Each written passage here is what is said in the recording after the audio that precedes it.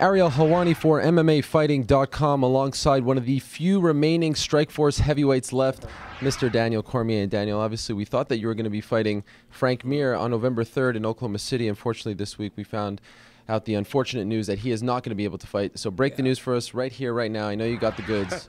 Who are you fighting on November 3rd? You know, man, lately I found out Frank was hurt from Danny. I found out I was fighting Frank from Danny, so maybe you should ask Rubenstein. He seems to know everything. Who is this Danny that you speak of? He's a mystery character that I kind of created in my head. He's like my fairy tale little friend, you know? Wow.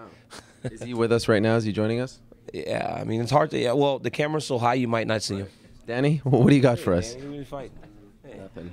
So, honestly, though, who are you fighting? They haven't told me, man. Really? I mean, I'm asking you guys, you know, because, you know, with the focus on the fights this weekend, you know, obviously I've got things to do.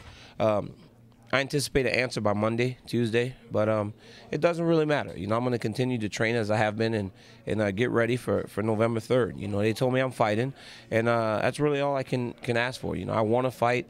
I want to be in the cage. I want to get my contract. I want to get this done, and I want to move over to the UFC. A lot of speculation about who you may fight. Who do you want to fight? There's not anybody necessarily I want to fight. You know, there's a whole bunch of factors that plays into these fights. You know, Frank Mir made perfect sense for the fight. You know, he had just lost for the title, so he was nowhere near contention.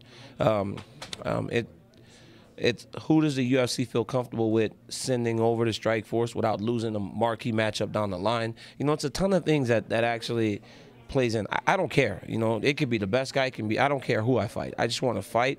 I want to get this fight done, and I want to get over and, you know, complete one part of my career and move on to the next. Is that part of the line of thinking here? Just get this over with. Doesn't matter against two, so that you can finally debut in the UFC. Well, I mean, it's part of it because, like, with the disappointment from losing Frank, it's like, okay, get somebody in there, let me know who I'm fighting, so then I can move on and start preparing for the next step in my career. You know, the next phase. So I don't care who it is, you know, and I've kind of shown that over the course of my career. Whoever they line up, I fight. You know, you said fight Bigfoot Silver 5 weeks after I fought Jeff Munson.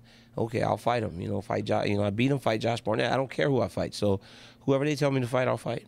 Is there a chance that it is someone outside of the, like, would you be disappointed if it's someone who's not as big of a name as a Frank Mir, or are you going to try to, you know, campaign for a big UFC named fighter?